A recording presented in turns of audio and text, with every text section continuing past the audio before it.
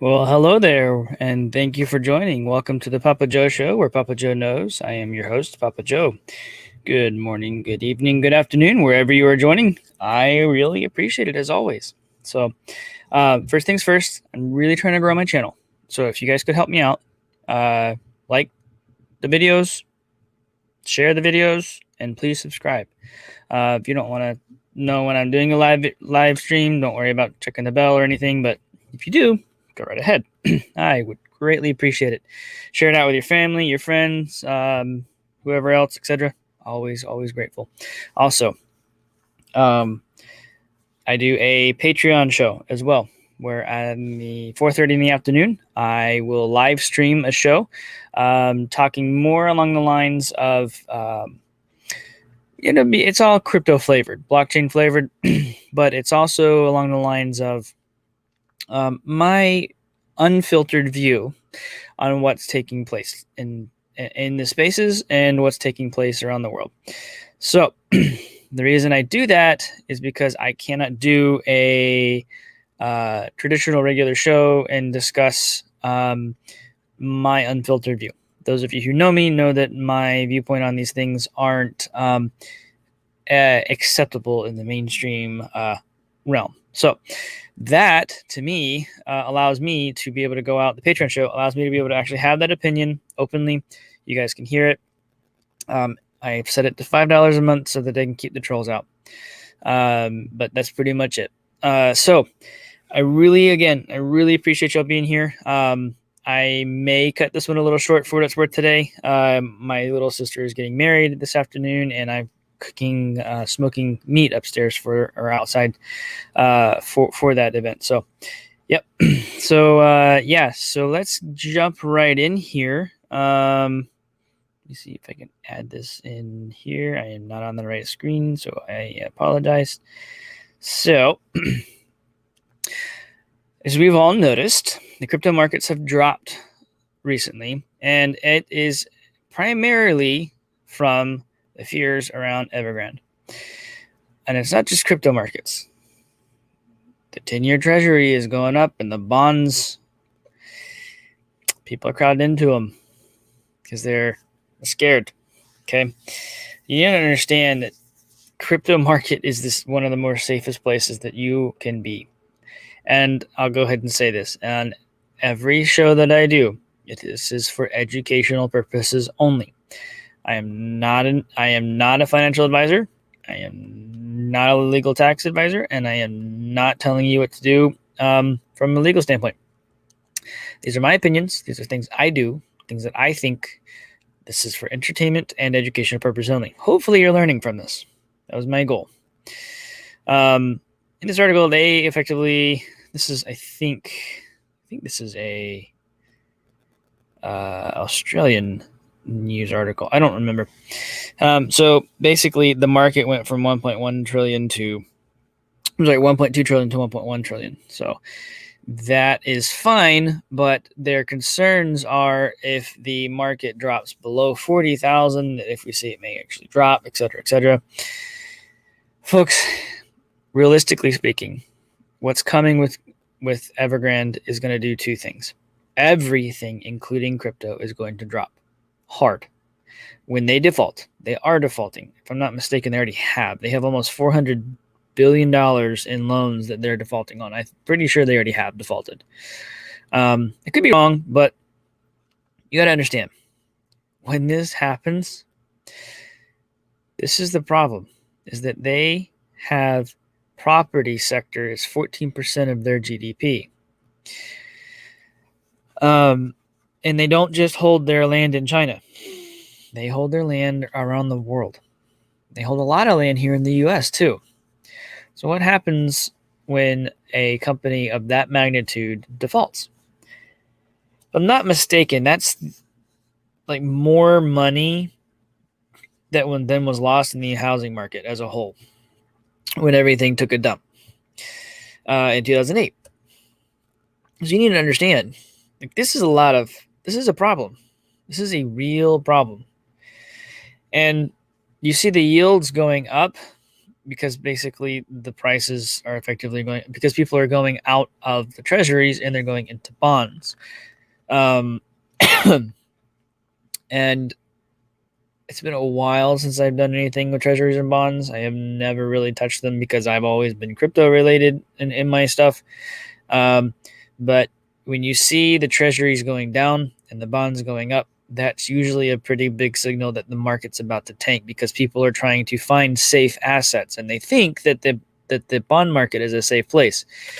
Little do they know that that is a multi-quadrillion-dollar market that is ripe with fraud. It is ripe with problems, and man, let me tell you, if those people jump into that space, they are going to be burned as well, because those bonds are worthless. Underneath them, the assets that they have underneath them, if there are any assets at all, are worthless. So let's rewind back to 2008 for a second. You guys remember that the CDOs, the collateralized debt objects or obligations? Do you guys remember what those were? That's basically where they took the different loans, where they had the B's, triple B's, or double B's, triple B's, C's, and so on down as far as their ratings were concerned. As far as the mortgage loans were concerned, they packaged those up. This something called a CDO. They then took that CDO and sold it as a bond. Yep. They did the same with the A's, the double A's, and the triple A's. But those were typically, and then if you wanted more risk, you'd have the B's and double B's. But the triple B's and down, no one would touch those. The complete, total crap. Okay. That's the type of stuff that they have inside these bonds.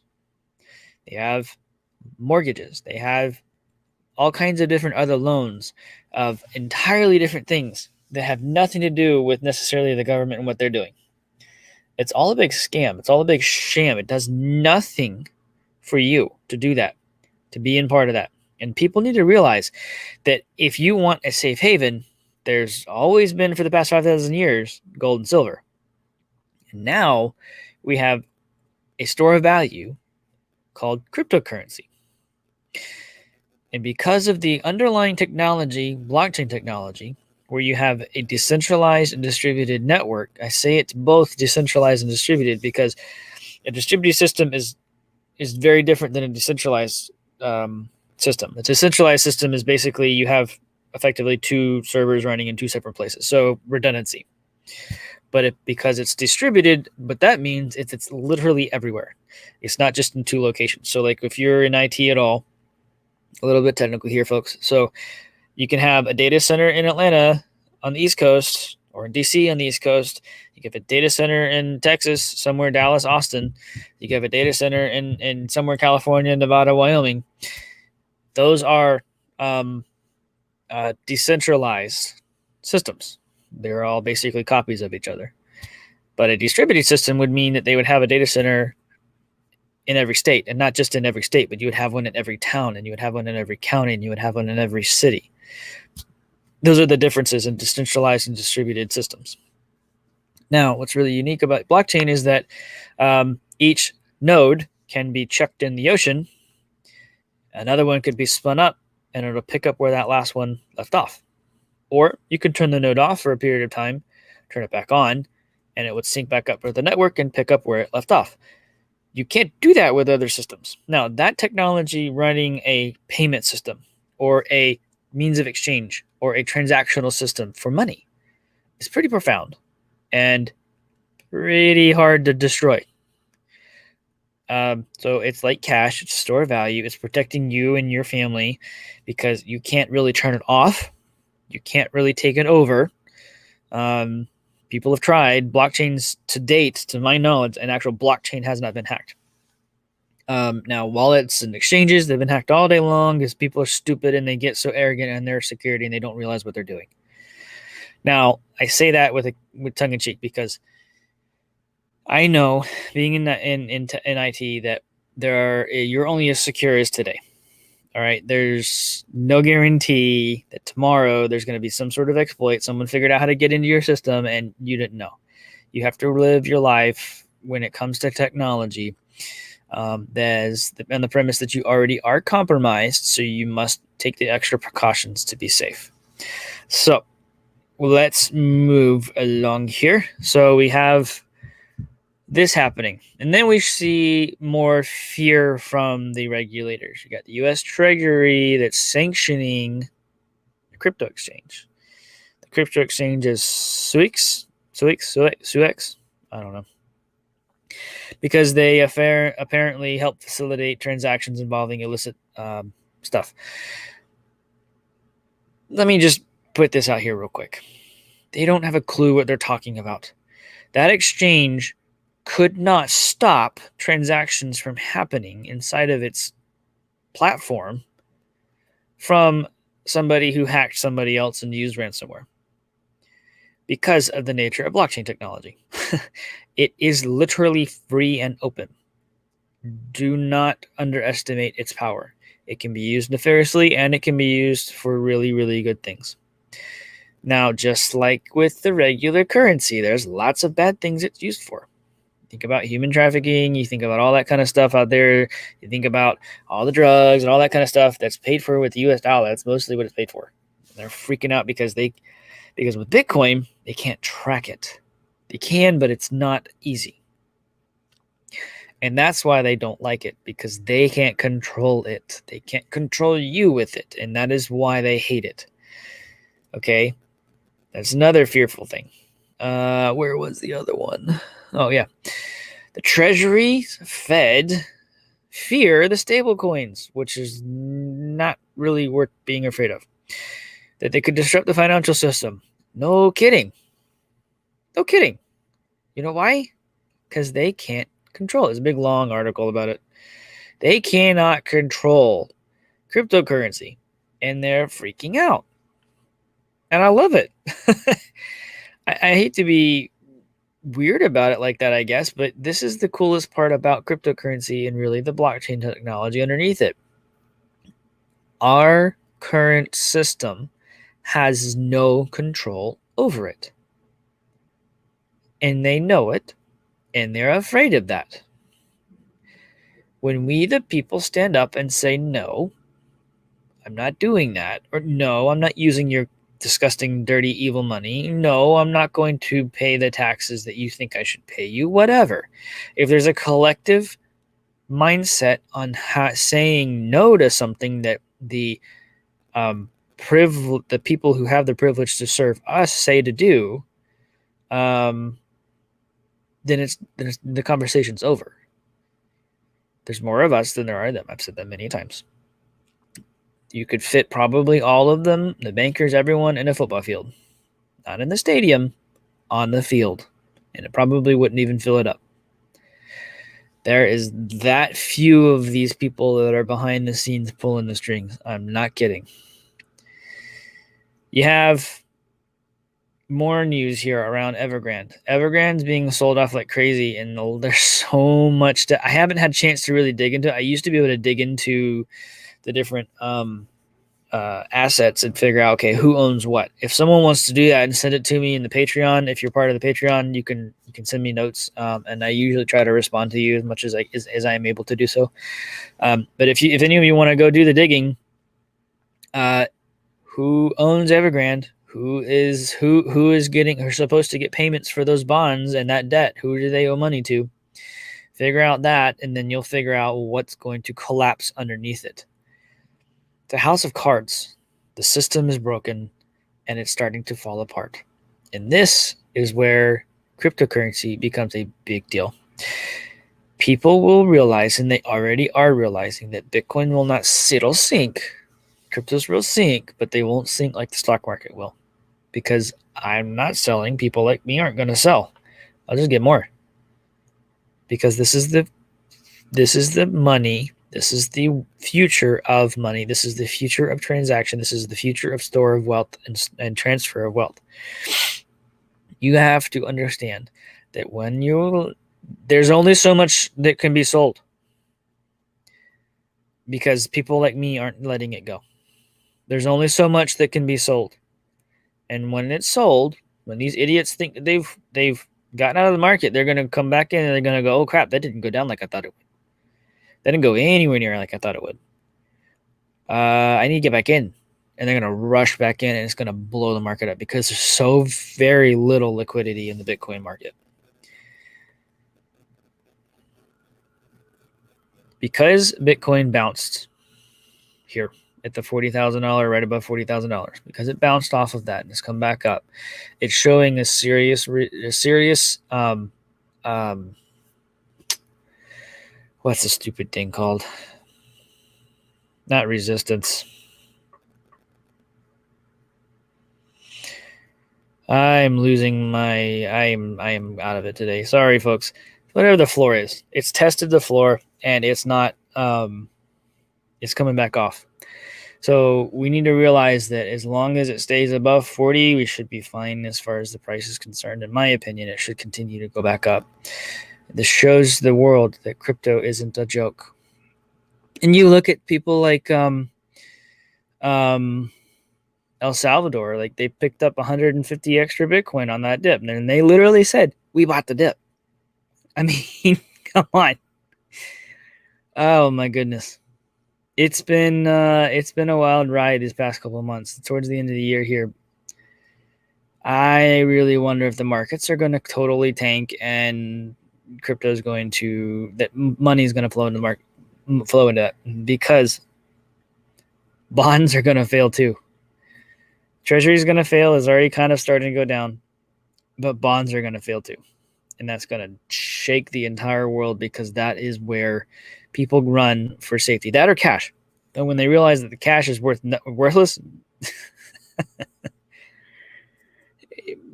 this is only a matter of time at this point, everyone. This is only a matter of time at this point. And it's only going to get better from here. It really is only going to get better from here. Hang on.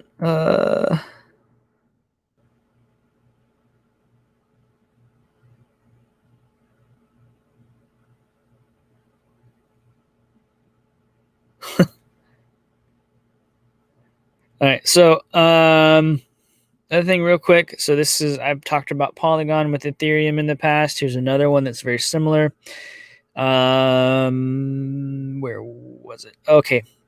Arbitrum and Avalanche. Arbitrum is basically the Polygon to Avalanche. All right. So this is a cross-chain, multi-chain type of a platform. What we need in this, from a technology perspective, what we need in the blockchain space is the capability for all the different chains to communicate and talk to one another, because there are specific use cases that are built inside these blockchains. Look at Populous. Populous is an invoicing system. It is specifically set up to do invoicing, and that's it. You take something like that and replace an SAP. It's a blockchain-based SAP, effectively. You take your ERP systems inside of an actual regular business, and you can replace them with blockchain-based systems. But those blockchains won't inherently talk to each other. You need to be able to have an intermediary like Polygon or Matic, or like Arbitrum. Excuse me. These are more for DeFi and distributed exchanges more than anything. But you need to understand that there are people are starting to go, oh yeah, we need to start building this. The builders are going, yeah, we need to build this system over here and this system over here, and they got to talk to each other. They can be totally different, but they got to talk to each other. And there's nothing wrong with building those integrations. So, today, like I said, probably going to cut it short. I need to go check on the, what's the ticker? Hang on. Where did it go? Stand by. It doesn't have the ticker in here. Joanna, it doesn't have the ticker in here. Sorry. Not that I see. Right here, let me check here real quick. You know what? Let's pull this back and I will pull it up.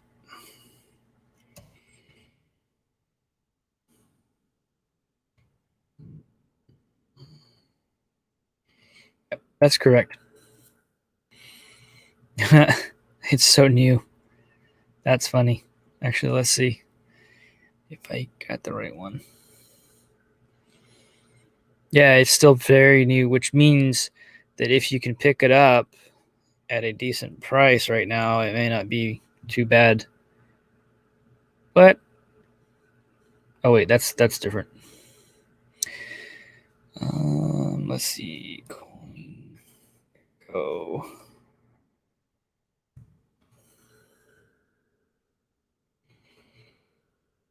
It's not even showing up here. It's that new. Wow, there you go. I picked it up. Maybe they haven't launched yet, or maybe they're an actual software company and they're not doing a token. I don't know. But anyways, as I find out more about them, I will let y'all know. But yeah. And here's the spelling for you, Joanna. I'll put it up there for you. So, anyways, as I mentioned earlier on in the video, my little sister's getting married, so I'm doing the smoking. I'm smoking meat for it, so I'm gonna go get that. Continue working on that here in just a second. But I'm trying to grow this channel. So if I could get you guys to like it, subscribe to it. If you don't want to hear every video I put out, don't worry about the bell. But if you do, go ahead. I'd love that. I'd love to have you guys here watching. That'd be great. And the interaction in the chat is fantastic. So I really appreciate you guys being there for that. And then also share it out to your friends and families. The more people that view it, the better, obviously. I also have a Patreon show. If I get my fingers right here. There we go. It's going across the screen. I set that up at $5 a month to keep the trolls out. And it also really is just so that I can have a place where you guys can have the uncut raw version of Papa Joe, right? Where I don't have to be concerned about any stupid censorship, and I can say what you guys want me to say, what I need to say. It is crypto bent, blockchain bent, but I have discussed things around banking and the history of banking. I have discussed things around scripture type stuff. I've discussed things around a biblical worldview and how that works a little bit different, because it's not something that's always very easy to talk about openly on a public forum. So hop in there. I really appreciate it. It means a lot. Some people, I have it set so that way it'll only ping first of the month. It only charge first of the month. So hop in whenever you want, watch the videos, enjoy it. I've done I feel like some good videos the past couple of weeks in there, and have discussed many, many different topics around current events, especially some things that have recently happened. So anyways, again, I appreciate you all. I love you all. And I will not be doing a Patreon show this afternoon. We will be doing wedding stuff. So, but I will see you all tomorrow. You'll be blessed.